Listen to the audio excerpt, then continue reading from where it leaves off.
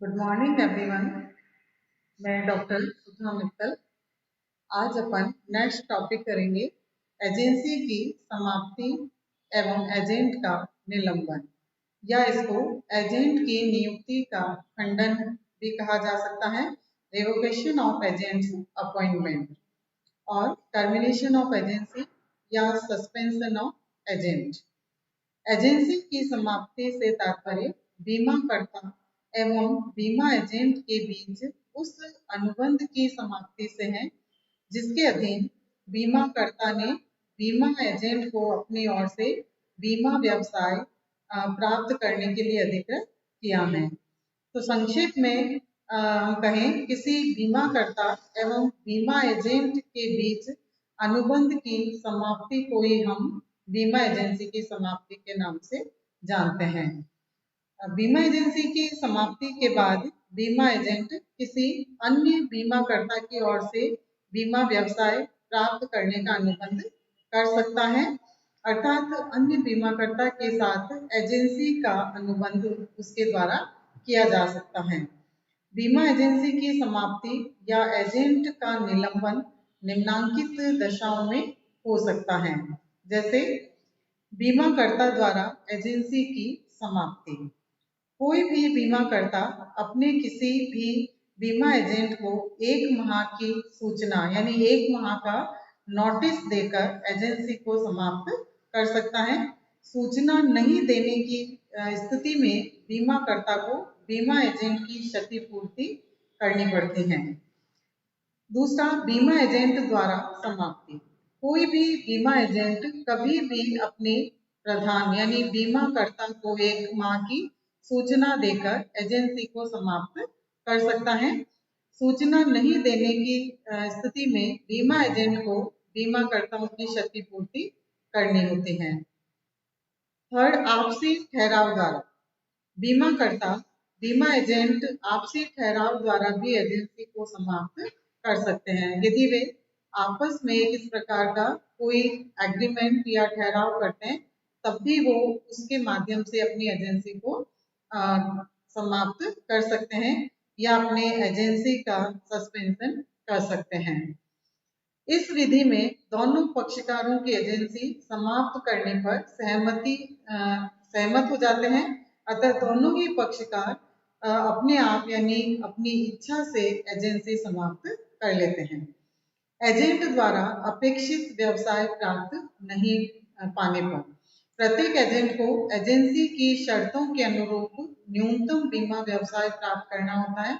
ऐसे में यदि कोई बीमा एजेंट वह न्यूनतम बीमा व्यवसाय प्राप्त करने में असफल रहता है, यानी उसका टारगेट जो उसे पूरा करना है वो नहीं कर पाता है, तो बीमाकर्ता एजेंट के साथ एजेंसी को समाप्त कर सकता है। इसी प्रकार से बीमा एजेंट के लाइसेंस का नवीकरण नहीं होने पर प्रत्येक बीमा एजेंट को समय समय पर अपने बीमा लाइसेंस का नवीकरण कराना पड़ता है। यदि वह ऐसा नहीं करता है अथवा प्राधिकरण द्वारा उसके लाइसेंस का नवीकरण करने से इनकार कर दिया जाता है, मना कर दिया जाता है, तो बीमाकर्ता के साथ उसका एजेंसी अनुबंध समाप्त हो जाता है। एजेंसी का अनुबंध उस तिथि से समाप्त हुआ माना जाता है जिस तिथि से उस एजेंट का लाइसेंस प्रभावहीन हो जाता है।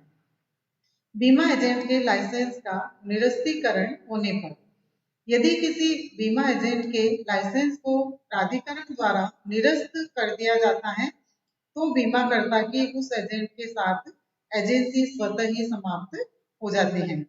बीमा एजेंट के लाइसेंस का निरस्तीकरण कुछ स्थितियों के अंतर्गत किया जा सकता है, जैसे यदि बीमा एजेंट का मस्तिष्क अस्वस्थ हो गया है, यदि बीमा एजेंट को दिवालिया घोषित करने हेतु आवेदन किया गया है या उसे दिवालिया घोषित कर दिया गया है, इंसॉल्वेंसी का उसको एक इस प्रकार की डिक्लेरेशन या इस तरह की घोषणा कर दी गई हो।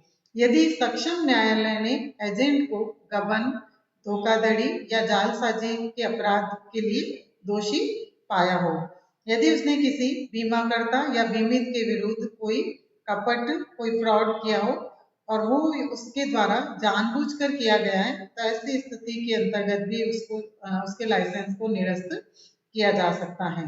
इसी प्रकार से यदि बीमा एजेंट ने बीमा व्यवसाय प्राप्त करने हेतु कोई प्रीमियम में रिबेट दी हो या देने का प्रस्ताव किया हो, तो इस प्रकार से ये कुछ निम्न दशाएं हैं जिसके अंतर्गत एजेंसी समाप्त हो सकती हैं।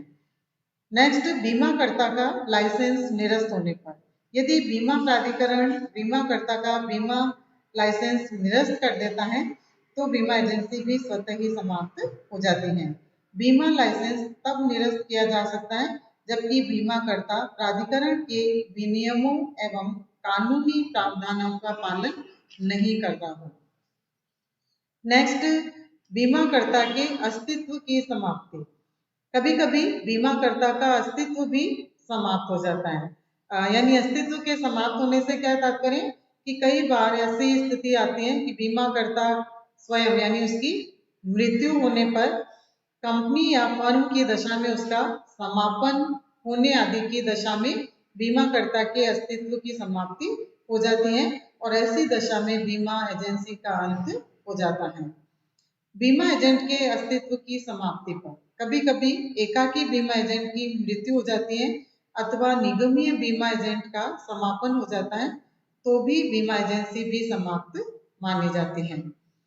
और लास्ट, अनुबंध में वर्णित अन्य किसी दशा में बीमाकर्ता एवं बीमा एजेंट के बीच जो अनुबंध होता है उसी के परिणाम स्वरूप बीमा एजेंसी का जन्म होता है। जैसे बीमाकर्ता अनुबंध में यह लिख सकता है कि यदि एजेंट बीमाकर्ता या बीमितों के हितों के प्रतिकूल कोई कार्य करता है तो एजेंसी समाप्त हो जाएगी। तब ऐसा कोई कार्य करने पर एजेंसी समाप्त हो सकती है। तो ये विभिन्न बिंदुओं से हम स्पष्ट कर सकते हैं या यह स्पष्ट हो जाता है कि एजेंसी की समाप्ति कब होती है या एक एजेंट का निलंबन किस प्रकार से माना जाता है। धन्यवाद बच्चों।